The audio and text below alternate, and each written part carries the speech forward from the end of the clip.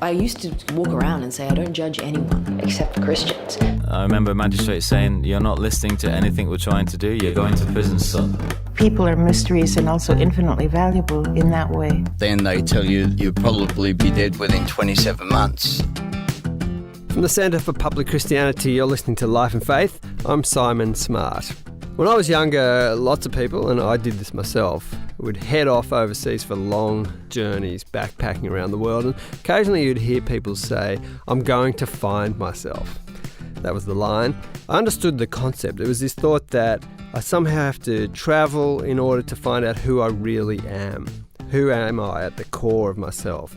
This reminds me of a phrase I've been hearing a little bit lately, you do you. I mean, what does that really mean? I mean, I have an idea of who I am, but do I really know myself that well? Do we know ourselves all that well? It seems that this is a sort of variation on the age-old motivational adages, follow your heart, be true to yourself, which you still hear in school assemblies and speech days these days. And it is one of the key questions or concepts of our culture, identity. Who am I? Well, Brian Rosner is the principal of Ridley College in Melbourne, Australia, and the author of Known by God, a biblical theology of personal identity. We'll get into his book a little later on, and his own story about losing and finding his identity. But we started by talking to Brian about why identity is such a big deal in the first place. Well, I think there's a couple of reasons. One would be that personal autonomy, making decisions for yourself, is at the centre of so many different debates. So assisted dying, for example, it's all about a person's own choices being paramount, and that's true of all sorts of different questions that are debated in society. And the other thing to say is that the advice you often hear is that you need to be true to yourself and follow your heart. So Donald Trump, for example, at his first graduation commencement speech at Liberty University said to the bright-eyed graduates, be true to yourself and your country, always be sure to be yourself. And that's the message that we hear repeatedly in all sorts of ways. And in some cases that's sort of dubious advice. Well, it can be. It depends who you are, of course. Right. I mean, if I'm a workaholic or an abusive spouse or a selfish so-and-so, being true to myself is not a great idea, is it? No. So how do people typically form their identity today, and how is that different from previous eras? Well, the way we think about identity today, in general, in the West, is that the most profound, important answers to the big questions are inside yourself. You need to look inside and follow your heart, that idea. The odd thing I find is that even though there's such a weight of importance put on knowing who you are and acting accordingly, a lot of people don't know who they are anymore. So in the past, you'd sort of have this narrative in your life. You'd get your identity from your parents, maybe revise it in your adolescence. If you're unlucky, you had a midlife crisis, then you retired and that was you. But these days, people are questioning who they are at many points. There's something called the thrisis in your 30s, where you climb the ladder of success and find out it's leaning against the wrong building. There's cuspiety, so when the cusp ages come, you kind of think, oh my goodness, what's happening to my life? And there's this uncertainty, and in a sense that's part of the deal, because you can invent yourself. You're meant to define yourself. So throughout your life you might express yourself in so many different ways that go to the very question of your identity. Now, in the past, you mentioned you had sort of a set identity at some level. Perhaps you followed your father, becoming the dairy farmer or the carpenter or whatever it might have been. It's not all bad, is it, that we've moved away from that and people have a certain amount of autonomy, have an ability to construct their story for themselves to some degree. That's not all negative, is it? No, not at all. And I think it has opened up possibilities, as you say, and people have got lots and lots of choices now. There can be an unrealistic expectation about those choices, a kind of sense of entitlement that everything's going to go very smoothly. But I think that there is a limitation to this idea of finding yourself and expressing yourself, because most of us realise that we need others to define ourselves. So we know ourselves by being known by others, our best friends, close family members and so on. The fact that my father was a refugee from Europe and lived in China for 10 years and then came to Australia. Somehow that affects who I am today, even though it's before I existed. It affects my attitudes and my tastes and some of my values. So the idea that you simply write your own story from when you were born to when you die is a bit of a fallacy. Yeah, there's a bit of truth to, in any sort of self-knowledge, having the perspective of other people, right? So I might think of myself as one thing, but you know and can give me a different perspective on myself. Absolutely, and do we really know ourselves that well? Just a banal illustration would be when I go clothes shopping, I go into the change room and I just get this view of myself, me front on in reverse, and if there are mirrors around the sides, I'm taken aback and think, who's that? But the truth is other people know me very well, and back in 1902, psychologists coined the term the looking glass self. So you know yourself by being aware of the opinion of others reflected back to you. So there is a sense in which we're all social beings at the core, and defining yourself on your own is unrealistic. I've heard you say that there's a bit of a loss associated with defining yourself apart from any sort of bigger story, and that seems to be a modern problem. Well, the modern approach is you write your own story, and that sounds very attractive, but in the end it can be very difficult, because all of our lives have what you might call unscripted moments, things that don't go according to plan. And many people have aspirations that aren't realised, the destiny they were looking for just doesn't happen, and then of course at the end of life death robs us of our identity and our accomplishments. You're listening to Life and Faith from the Centre for Public Christianity.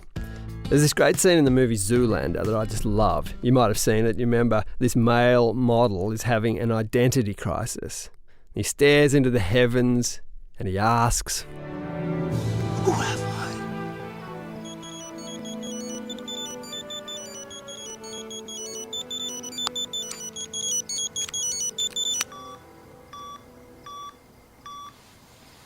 Hello? Derek, you hearing me? God? Well, clearly that wasn't God.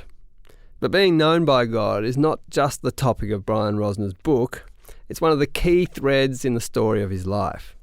He lived through losing his identity and finding it again.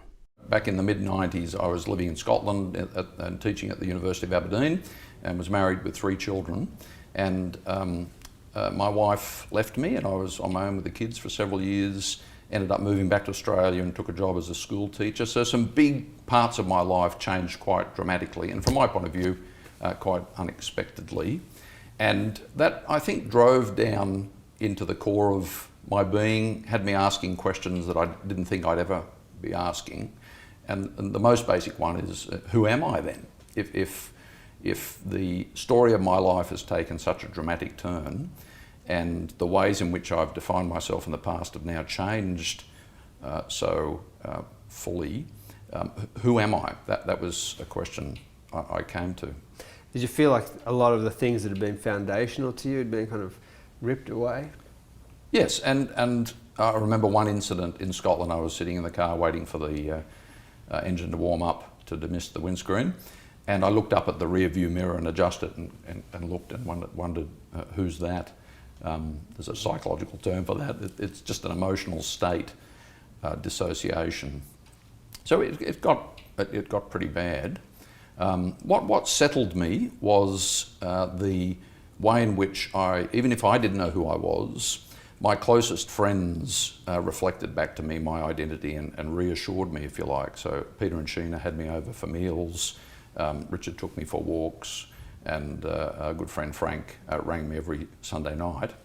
And then in an even more profound sense, I came back to the Bible as a Bible scholar, and I noticed a theme that is largely hidden, namely this idea of being known by God, that being known by God gives us a secure and stable identity. So my life is hidden with Christ in God. That idea became very important for me. It didn't have me jumping out of bed whistling a happy tune, but I think it helped me in the sense that the pessimism that might have engulfed me was doused, and I was able to carry on.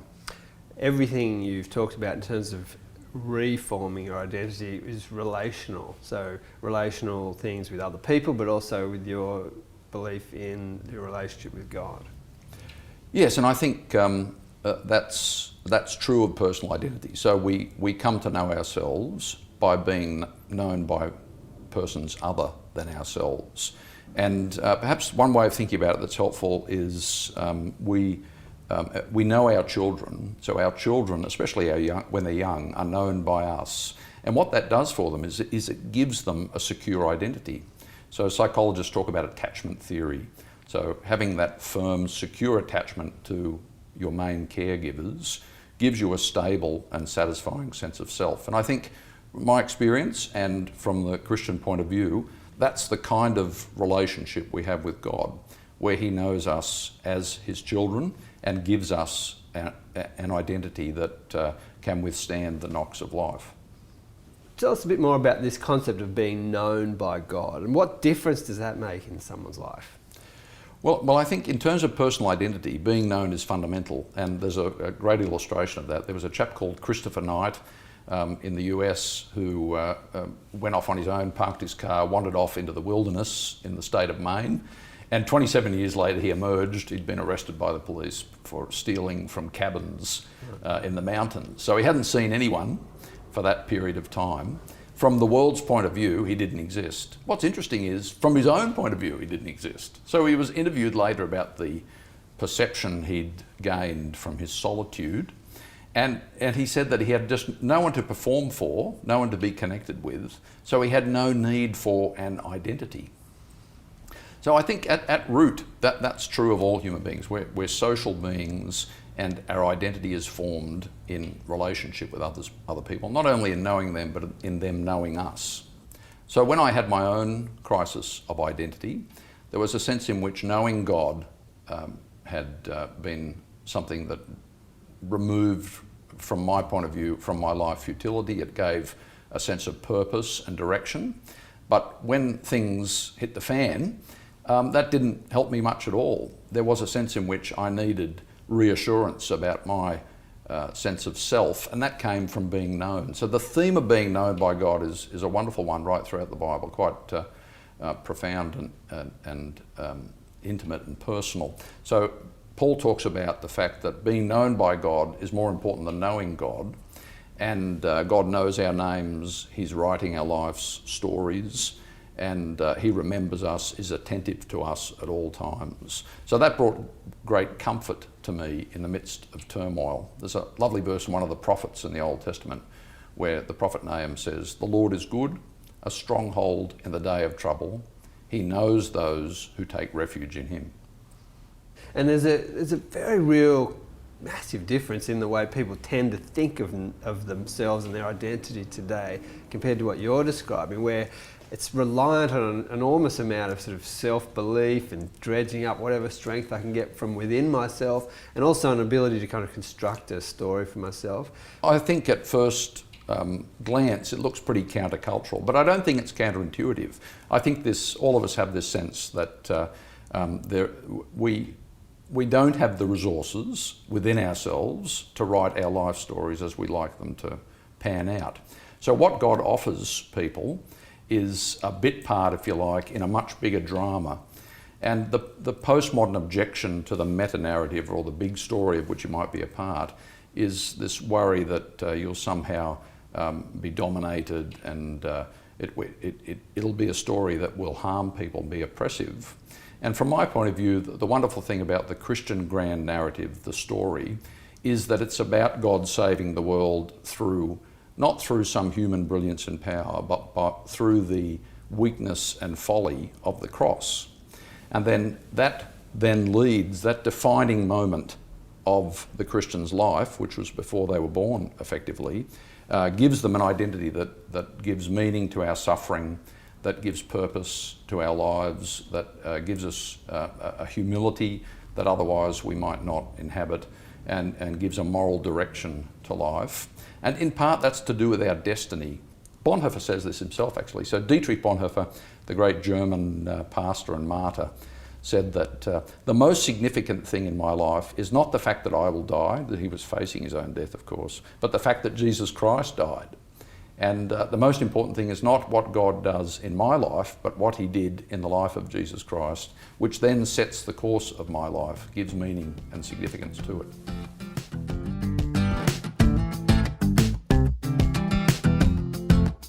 From the Centre for Public Christianity, you've been listening to Life and Faith with Simon Smart. Brian Rosner's book is out now. It's Known by God, A Biblical Theology of Personal Identity. We'll put a link to it on our website, publicchristianity.org.